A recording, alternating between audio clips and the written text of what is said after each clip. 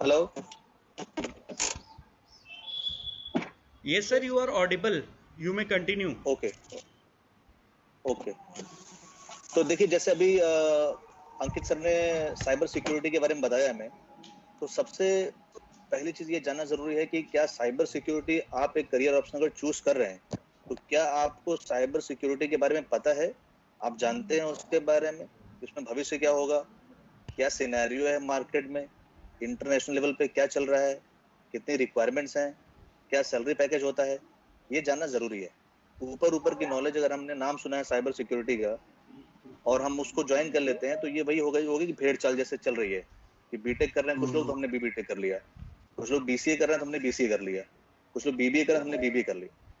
तो मैं आपको बताने वाला हूँ कि आखिर साइबर सिक्योरिटी एग्जैक्ट है क्या। साइबर सिक्योरिटी, साइबर मतलब होता है इंटरनेट। तो इंटरनेट की सिक्योरिटी जो होती है, जो प्रोवाइड करते हैं, उसको बोलते हैं साइबर सिक्योरिटी एक्सपर्ट।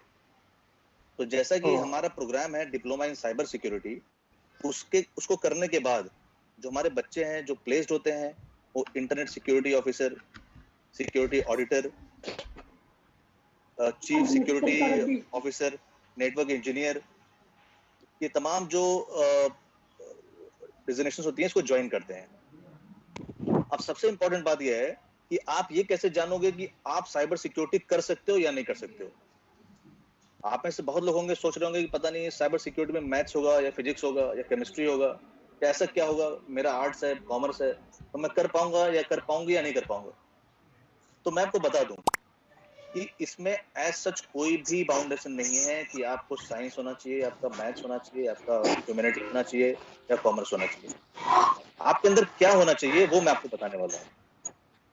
अगर आप क्विक लर्नर हैं, अगर आपको लगता है कि आप कोई चीज अच्छे से सीख सकते हैं और जल्दी सीख सकते हैं, सीखने की जिज्ञासा आपके अंदर है, तो आप एक साइबर सिक्योरिटी एक्सपर्ट बन सकते हैं। अगर आप, हेलो हेलो। Yes sir. मेरी वॉइस क्लियर है आप लोगों को? आ रही है बोलिए। यस सर, क्लियर आ रही है। ठीक है। दूसरी चीज कि अगर आपके अंदर बहुत ज्यादा क्यूरियोसिटी है पढ़ाई को लेके, किसी भी टेक्नोलॉजी को लेके, तो भी आप साइबर सिक्योरिटी एक्सपर्ट आप बन सकते हैं। आपको ये करियर चुनना चाहिए। अगर आपके अंदर ऐसी सोच है कि मुझे समाज के लिए कुछ करना है, जो एवेंजर वाली सोच होती है कि मुझे कुछ का सबका भला करना है, किसी को कोई प्रॉब्लम होती है उसको मुझे सॉल्व करना है, तो वो आप कर सकते हैं। अगर आपको अंदर ये है कि मुझे समाज का कल्याण करना है, अगर किसी को ठगा गया ऑनलाइन, या हमारे देश पे कोई ऐसी आर्थिक चोट होती है साइबर फ्रॉड के माध्यम से, तो मैं उसको लड़के साइबर सिक्योरिटी के थ्रू, जो मेरी टेक्नोलॉजी है उसके थ्रू मैं फाइट करूंगा या करूंगी, और अपने देश को, कॉर्पोरेट्स को और ह्यूमन जो जो लोग भी बैंकिंग यूज करते हैं या कुछ भी करते हैं उनको सेव करेंगे। अगर आपके अंदर ये वाली सोच है तो भी साइबर सिक्योरिटी आपके लिए अच्छा करियर है।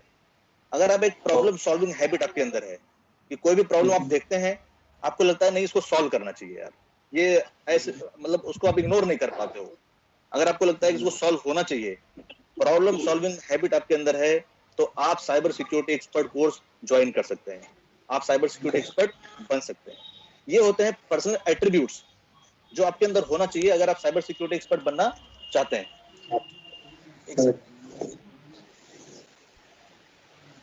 तो ये चीजें आपको ध्यान में रखनी है।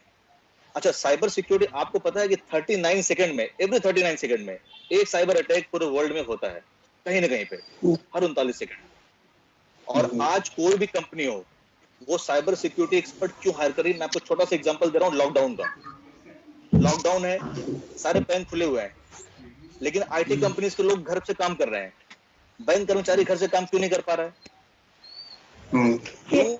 क्योंकि उसके लैपटॉप में बहुत ही इंपॉर्टेंट जो डेटा होते हैं वो होते हैं बैंक के, जिसको वो घर पे नहीं ले जा सकता है। आज आईटी कंपनी के पास साइबर सिक्योरिटी का टूल है कि अगर आप घर पे काम कर रहे हैं तो आप डेटा चोरी नहीं कर सकते।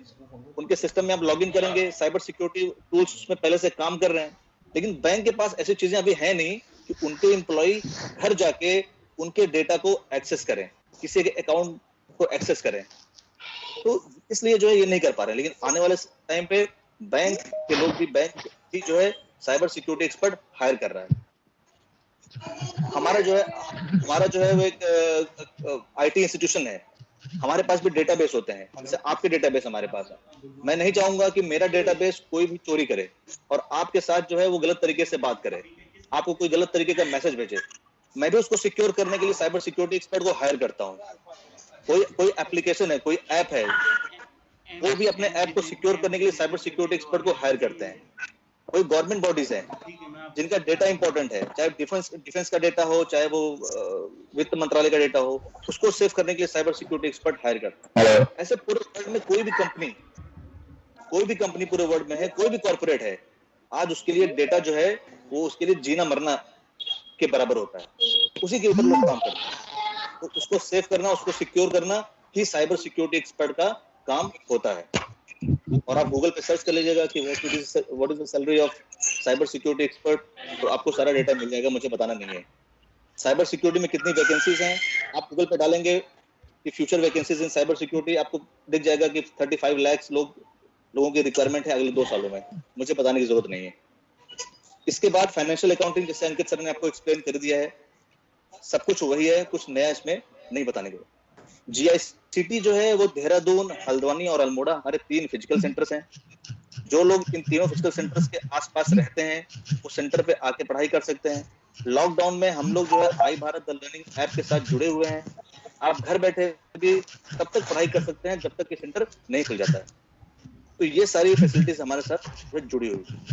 मैं इनवाइट करना चाहूंगा नेक्स्ट स्पीकर को, जो आपको कुछ और प्रोग्राम्स के बारे में बताएंगे कि जो करियर आफ्टर 12 क्या क्या और ऑप्शंस हो सकते हैं उसके बारे में आपको बताएंगे। अभी तक मैं समझ चुका हूं कि आपको 2 ऑप्शंस पता चल चुके हैं, diploma in cyber security and diploma in financial accounting.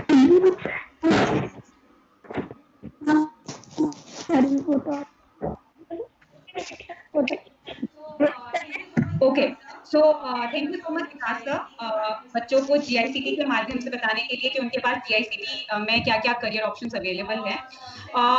Sir की बातों का मेन कंक्लूजन ये है कि ये 2 सेक्टर ऐसे हैं जो कि मैंने आपको जैसे बताया था कि जो भी टेक्नोलॉजी आप चूज करते हैं that should be future oriented technology. तो साइबर सिक्योरिटी और अकाउंटिंग 2 ऐसे सेक्टर हैं जो दुनिया में कभी भी खत्म नहीं होंगे।